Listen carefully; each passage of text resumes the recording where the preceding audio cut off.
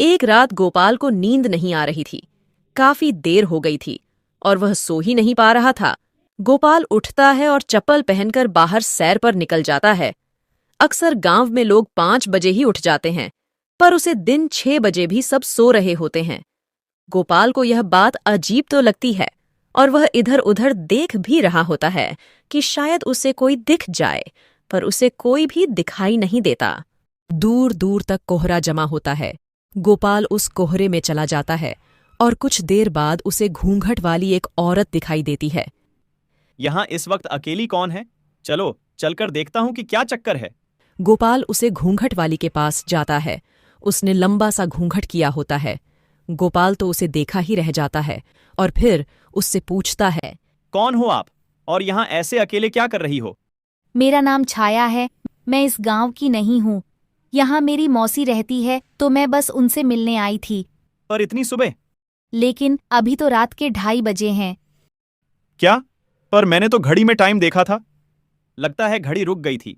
तभी मैं सोचूं गांव में अभी तक कोई उठा क्यों नहीं। तुम इतनी को अपनी मौसी के पास कैसे जाओगी? मैं तुम्हें छोड़ देता हूँ। नहीं नहीं, मैं खुद चली जाऊंगी। अच्छा ठीक है, पर क्या तुम इस घूंघट को उठा नहीं सकती? मतलब ऐसे ही वो मुझे लगा। मैं तुमसे इतनी देर से बात कर रहा हूं और तुमको देखा भी नहीं। ठीक है, फिर ये देखो। क्या हुआ? तुम तो मेरी शक्ल देखना चाहते थे ना? तो फिर अब डर क्यों रहे हो? मेरे पास आओ, आओ मेरे पास।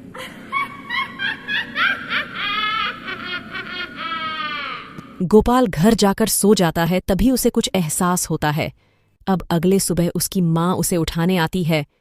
उठ बेटा, आज हमें लड़की देखने जाना है। जल्दी से नहा धोकर तैयार होकर आओ।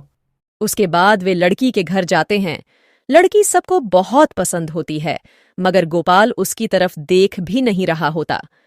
अरे लड़की को तो देख, फिर हमें इससे तेरा रिश्ता भी तो पक्का करना है। गोपाल का दिमाग चुड़ैल के वश में होता है। वो जैसे ही लड़की को देखता है, उसका गला पकड़ लेता है। सब लोग उसे देखकर हैरान हो जाते हैं और जैसे तैसे लड़की को गोपाल के हाथ से छुड़ाते हैं। ये क्या हरकत की है तूने? मैं सारी लड़की को मार डालूंगा। जो भी मेरे सामने आएगी सबको मार डालूंगा। मुझे छाया से प्यार है, बस छाया से। ये सब कहते हुए गोपाल वहां से चला जाता है। लड़की वाले बहुत गुस्सा होते हैं। गोपाल के माता पिता उनसे माफी मांगकर घर वापस आ जाते हैं। घर पर भी गोपाल छाया का रट लगाए रहता है। उसके माँ बाप को समझ ही नहीं आ रहा होता है कि यह छाया है कौन। दूसरी तरफ छाया घूंघट करके दूसरे शिकार के लिए निकल पड़ती है। फिर उसे बस स्टॉप में एक लड़का दिखाई पड़ता है। चुड़ैल उसका पीछा करने लगती है। क्यों लग रहा है कि कोई है मेरे पीछे? रोहित मुड़ता है तो उसे उसके पीछे घूंघट किए हुए चुड़ैल चल रही होती है। रोहित पहले तो घबरा जाता है, लेकिन फिर वो पूछता है कि ये यहाँ क्या कर रही है। चुड़ैल उसे भी झूठी कहानी बात कर अपने जाल में फंसा लेती है। रोहित पूरे रास्ते उससे बातें करते जाता है और आखिर में वह भी वही गलती कर देता है जो गोपाल ने की थी। क्या आप अपना घूंघट ऊपर कर सकती हो? मतलब बस मैं ऐसे ही देखना चाहता हूं कि आखिर इसकी इतनी मीठी आवाज है। उसका चेहरा कितना खूबसूरत होगा। ऐसी बात है तो मैं अभी तुम्हारी इच्छा पूरा करती हूँ। रोहित के इतना कहते ही चुड़ैल अपना घूंघट ऊपर करती है और रोहित वहीं जमीन पर गिर जाता है। रोहित अपने आप को उठाकर वहां से भागने लगता है कि तभी चुड़ैल उसे अपने एक हाथ से ऊपर उठा लेती है। जो एक बार मेरा घूंघट उठवा देता है वो मेरा हो जाता है। अब तू मेरा है, मेरा देख मेरी आंखों में। रोहित उसके आंखों में देखता है और वह भी उसके वश में हो जाता है और चुड़ैल उसे जोर से जमीन में पटक देती है। रोहित अपने होश में नहीं होता और उठकर सीधा अपने घर चला जाता है। यह सब कुछ दूर खड़ी गंगा देख रही होती है। गंगा रोहित की पड़ोसन होती है, जो देर रात किसी जागरण से वापस लौट रही होती है। ये सब मैं क्या देख रही हूँ? हमारे गांव में चुड़ैल है, वह भी घूंघट वाली चुड़ैल। मुझे इसके बारे में कल ही गांव वालों को बताना होगा। अगले ही दिन गंगा बहुत बीमार पड़ जाती है और गंगा जितने दिनों में ठीक होती है, उतने दिनों में न जाने वो चुड़ैल कितने लोगों को अपने काबू में कर चुकी होती है। जिस दिन गंगा को होश आता है, वो जल्दी से उठकर बाहर जाती है। सामने का नजारा देख उसके होश उड़ जाते हैं। आदमी औरतों का गला दबा रहे होते हैं। ये सब क्या हो रहा है? मुझे सबको बचाना होगा। अरे बेटी, कहाँ मौत के मुंह में जा रही है। पर यह सब हो क्या रहा है हमारे गांव में? पता नहीं हमारे गांव के मर्दों को क्या हो गया है। वो बस किसी भी औरत को देखते हैं तो उसकी जान लेने पर उतारू हो जाते हैं। यहाँ तक कि मेरे बेटे ने कुछ दिन पहले एक लड़की जिसे हम शादी के लिए देखने गए थे उस पर ही हमला कर दिया। बहन बेटी को छोड़कर ये मर्द किसी भी औरत की जान लेने पर उतारू हो जाते हैं। मुझे पता है ये लोग ऐसा क्यों कर रहे हैं। ये सब उस घूंघट वाली चुड़ैल का काम है। मैंने देखा था उस रात अपनी आंखों से। उसने मेरे सामने अपना घूंघट ऊपर किया। उसकी चुड़ैल शक्ल मैं अभी तक नहीं भूल पाई।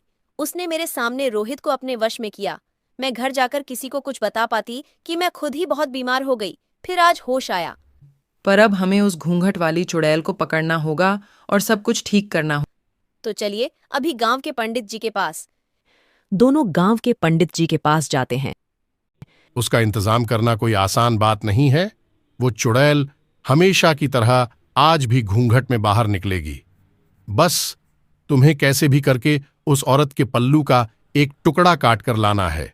ये तो बहुत मुश्किल काम है। वो चुड़ैल बस गांव के आदमियों के पास ही आती है, तो मैं कैसे कर पाऊंगी ये सब? तभी तो कहा था मुश्किल काम है।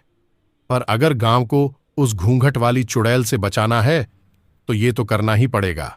गंगा और गोपाल की मां घर आ जाती है। शाम तक उसी के बारे में सोच सोच कर उनका सर में दर्द हो जाता है, मगर उन्हें समझ में नहीं आता कि किसको भेजे। फिर गंगा के दिमाग में एक आइडिया आता है। वो गोपाल के कपड़े पहनकर लड़का बनकर निकल जाती है। आधी रात को उस घूंघट वाली चुड़ैल के तलाश में। डर तो उसे बहुत लग रहा होता है, पर वो हिम्मत करके चलती जाती है। काफी देर बाद उसे वो घूंघट वाली चुड़ैल मिल जाती है। फिर गंगा उस चुड़ैल से बातें करने लगती है। मेरा नाम मानिया है। मेरे पेट में दर्द हो रहा था तो मैं टहलने निकला था। अच्छा, तो मैं कुछ मदद करूं? नहीं नहीं नहीं, अब तो ठीक है। चुड़ैल काफी देर उसे मनिया समझ बातें करती रहती हैं। गंगा की नजर चुड़ैल के पल्लू पर होती है, जिसे उसको काटना होता है, पर उसे समझ ही नहीं आ रहा होता कि उसे कैसे काटे। तुम पहले ऐसे आदमी हो जिसने अभी तक मेरी शक्ल देखने को नहीं बोला। गंगा बहुत डर जाती है। चुड़ैल अपना घूंघट हटा देती है, पर उससे पहले गंगा उसका पल्लू का टुकड़ा काट चुकी होती है। मैं तुम्हें जिंदा नहीं छोड़ूंगी। नहीं नहीं नहीं, ऐसा नहीं हो सकता। गंगा जल्दी से वहां से भागती है। गंगा उस टुकड़े को ले जाकर पंडित जी को दे देती है, जिससे वो गांव के सभी आदमियों को ठीक करते हैं और फिर उस टुकड़े को एक मटके के बंद करके जमीन में गाड़ देते हैं। उसके बाद वो चुड़ैल कभी किसी को नहीं दिखती।